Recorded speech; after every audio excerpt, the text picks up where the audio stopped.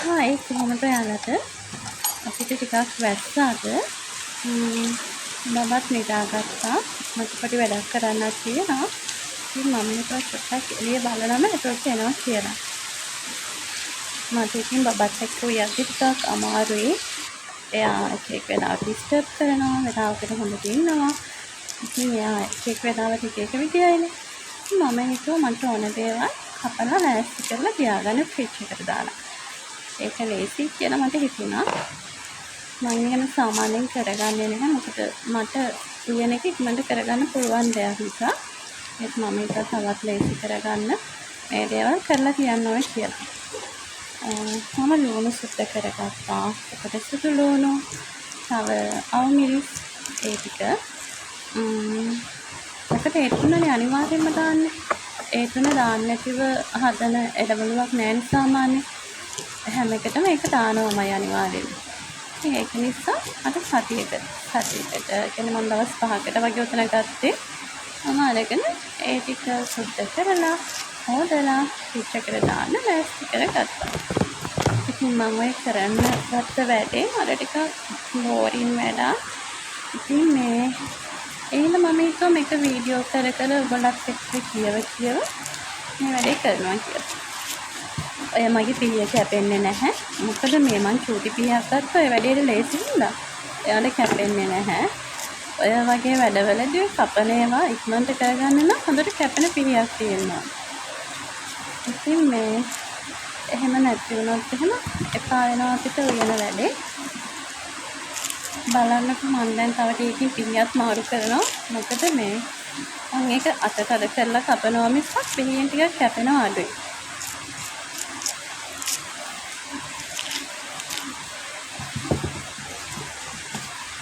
ඉස්සර වගේ අපිට දැන් එක දිගට උයන්න බෑ බබාලා ඉතින් ඒගොල්ලෝ හරියට ඩිස්ටර්බ් කරනවා ඇවිල්ලා යාළට ගොඩක් අවධානයක් දෙන්න ඕනේ එහෙම නැත්නම් අඬනවා දැඟලිල්ල වැඩි වෙනවා අන්න ඒ නිසා ඉතින් මේ වගේ දේවල් ඔයාට හොඳයි ඔයා වගේ එක්ක තනියම දේවල් කරගන්නවා නම් ඇත්තටම ඔයාට කලින් දැස් වෙලා ඉන්නේ ගොඩක් හොඳයි වැඩ කරන්න උයන්න කලින් අනික මට තාම තියෙන චුට්ටියක් නේ ඒක නිසා මට මේ වැඩ කරගද්දි කලින් ඉවර කරගන්න එක තමයි ලේසි.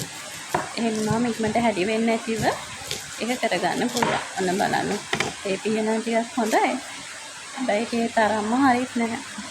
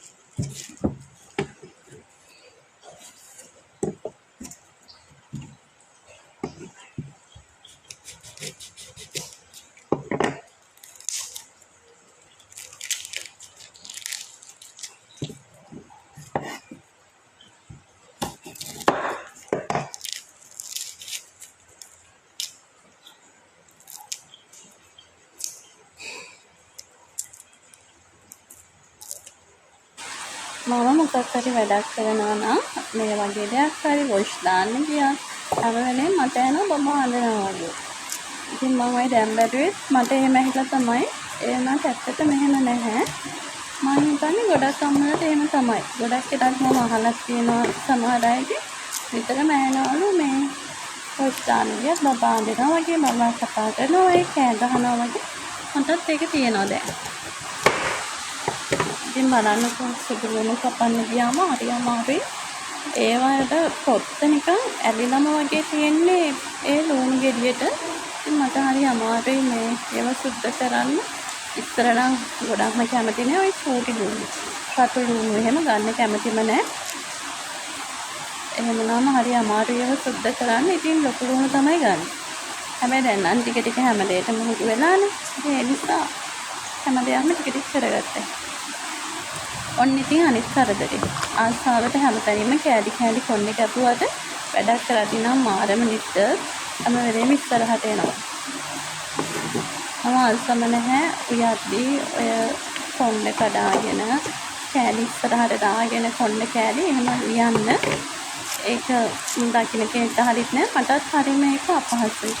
දැන් නම් මම ඔෂ්ටාරා ඉතින් ඒක නිසා තමයි මම මෙහෙම කොණ්ඩේ ටිකක් වේලා ගන්න. අනික මේ වගේ වැඩක් කරද්දී ඒක ප්‍රශ්නයක් නැහැ. හැබැයි මතක් කරලා ඔයාලා කෑම උයද්දී කොණ්ඩේ උඩට කරලා එක සැකයකටවත් ඉස්සරහට නැති වෙන්න පුළුවන් තරම් ඒක ටච් කරලා ගැට ගහගන්න. එහෙම වුණාම මේවට කම්ෆර්ටබල් සහ අපිට අපි හදන කෑම එක ගැන බය වෙන්න දෙයක් නැහැ. දැන් නම් එන්නම වැස්ස ගොඩක් වැඩි වෙනවා. දොරවනවත් එක්ක පුතා හොඳටම බයයි දොරවද්දී. දැන් ඉතින් නැගිට්ටොත් තමයි මම සුදුතුන ටිකක් හදාගත්තා වන විදියට ඔක්කොම මම ගත්ත කපන්නේ නැහැ. මොකද මේ මට එච්චර ඕනේ නැහැ. ඉතින් මේ විදියට වැඩ කරද්දී මට මතක් වෙනවා ඉස්සර අපි ගෙවල් වලදී අපි ඉතින් වැඩි යන්නේ කරන්නේ නැහැනේ. අම්මලානේ ඒවා කරන්නේ. ඉතින් මේ මට මතකයි ඉස්සර අපේ අම්මා කියනවා ඇවිල්ලා බලා ගන්න කියලා. ඉතින් අපි අහනවා ඒ පොලොත් එහෙම යද්දී ආනෝ කොහොමද ඔක යන්නේ මොනවද ඔකට දාන්නේ එහෙම අහද්දී එයා කියන්නේ බලා ගන්න කියලා. ඉතින් මම ඉතින් වැඩි බලා ගන්න නම් යන්නේ. මොකද මට ඒක හරි බෝයි. මම අස්සේ කියනවා දැන් මේකට මේක දානවා මේක දාන්න එහෙම කරන්නේ නැහැ. එයා කියන්නේ බලා ගන්න කියලා. ඉතින් මට ඔක බලා ගන්න අස්ස නැහැනේ. ඒ හින්දා මට ෆෝන් එකක් ගන්න පුළුවන් ඊට පස්සේ මම අපේ අම්මා channel එක ඒකෙන් තමයි ගොඩාක් ට්‍රික්ස් දැනගත්තේ, කියන්න දැනගත්තේ, ඒ දේවල් කරගත්තේ. ඇත්තටම මේ මොන දේ තිබුණත් ඒ channel එක නැතුණම් මට ඉස්සර මුකුත්ම කරන්න බෑ. දැන් නම් ගොඩක් මම බලන්නේ MR Kitchen එක.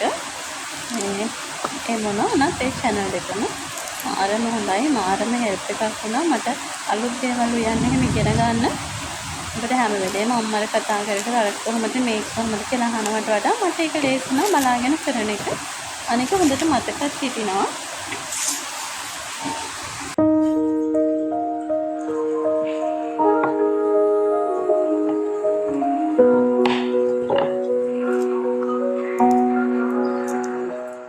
की आवाज में तेरी कसम की सरगम मातम से स्वर कहे कहिए तुम कहिए हूँ मैं तेरी यादें जैसे धुंधली राहें इन होठों पे आके थम जाए ख्वाबों की ज़मीन पे නැහැ. ඉතින් මෙහෙම කියලා කම්මැලිකම තිබුණා නැහැ. අස්මතමනේ අමාරු. ඒක නිසා අස්මිත පැත්තකින් තියලා මම චුට්ට මේවට කියන්න පටන් ගත්තා. හැබැයි ඉතින් ඔයාලත් එක්ක මෙහෙම කතා කර ඔයාලට මම කරනවා දෙන්න කරද්දී මට චුට්ටක්වත් මේ වැඩේ බෝරින් උනේ නැහැ.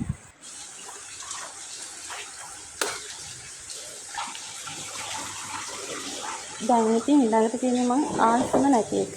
පාල්මැස්සෝ කඩන්න තියෙන්නේ. ආසම නැති ගොඩක්ම දැන් මේ වෙලේ බබා නැගිට්ටොත් මම පොස් සබන් දාලා වොෂ් කරන්න ඕන. අන්න ඒ දේවල් නිසා මම ඇත්තටම කැමති නෑ ඒ වැඩේට. චූටි ආල්මැස්සෝ කඩන්න මට හරිය අමාරුයි ඉතින්. ඒ වුණාට ඉතින් අමාරු කියන්නත් බෑනේ. අකුරු පිටින් යන්න බෑනේ. ඉතින් ඒක නිසා ආල්මැස්සෝ කඩන්නයි දැන් ලෑස්ති වෙන්නේ.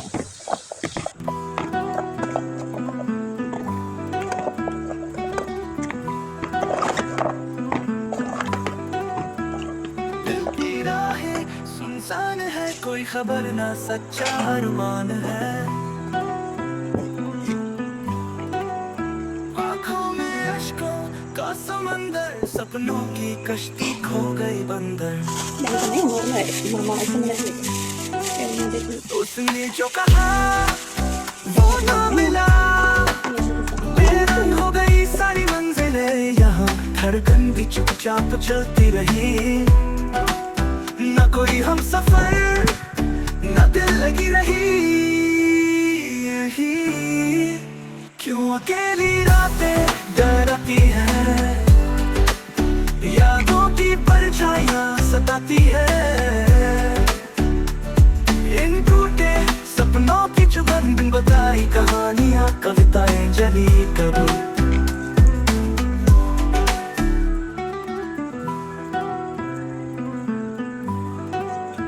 कभी जो हंसते थे बेखबर, अब दर्द में जकड़े हैं हम सफर। तेरा जाना भूलूं तो कैसे, जख्म गहरे तलवार जैसे, कौन सुने और कौन समझे इस दिल का दर्द, ये गम का चर्चा हर मोड़ पे तन्हाई खड़ी, मेरी जिंदगी बेहद है सर्द। क्यों अकेली रातें डराती है, यादों की परछाइयां सताती है, इन टूटे सपनों की चुभन बिन बताई कहानियां कविताएं जली कभी।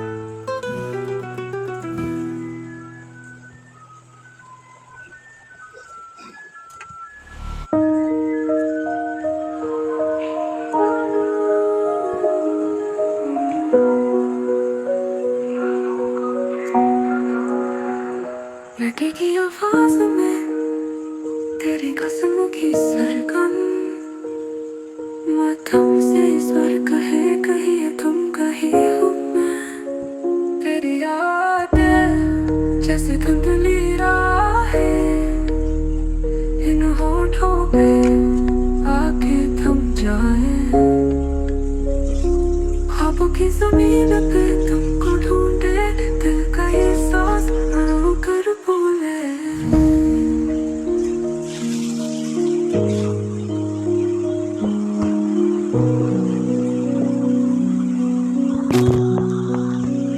सितारों की चादर तले तेरी परछाइयों में छिपा, वो वक्त बीता जो खुशियों से सजा, अब रह गया है बस ये तन्हा पता।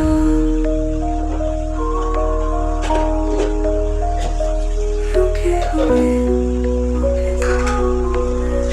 एहसास का आलम, टूटे हुए वो पल अब भी है मेरे दिल की वीरानियों में, तेरी यादें जैसे धुंधली राहें, इन होठों पे आके थम जाए, ख्वाबों की जमीन पे तुमको ढूंढे, दिल का ये सांस रो रो कर बोले।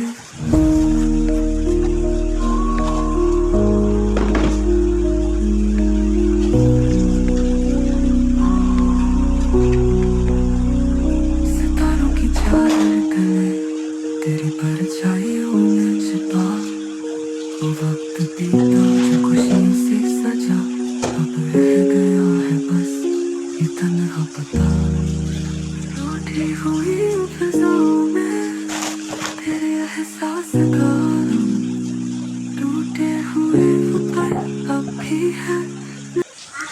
බලන්නකො හරි වැඩක් නෙවෙයි මට අමතකුණා ආල්මැස්ස කරලා දාපු කටින් බෝඩ් එක වොෂ් කරලා තියෙනවා. ඉතින් මම හෑන්ඩ් වොෂ් දාලා හොදලා ඔක්කොම කරලා ඊට පස්සේ තමයි දැක්කේ ඒක. ඒ වගේ ඔය යති හදිස්සියට චූටි දේවල් අමතක වෙනවා. මම හිතන්නේ ඔයාටත් ඒ වගේ දේවල් වෙලා ඇත. ඔන්න දැන් මගේ වැඩ ටික ඉවරයි. හරිම සතුටුයි. ඔයගොල්ලොත් එක්ක පොඩි කයියකුත් දාගෙන මගේ මේ වැඩේ ඉවර කරා. දැන් ඉතින් හවස ඉඳලා මට හවස මොකක් හරි තමයි එක හදා ගන්න ඕනේ එළවලුව. ඉතින් ඒක වල් කරගත්තාම හරි. අන්න ඒ විදිහට ඔයත් බබෙක් ඉන්න කීටි අම්මා කෙනෙක් නම් ඔයාගේ වැඩ ලේසියෙන් කරගන්න මේ විදියට කලින් දැස්ති වෙන්න. ඉතින් නම් බයි.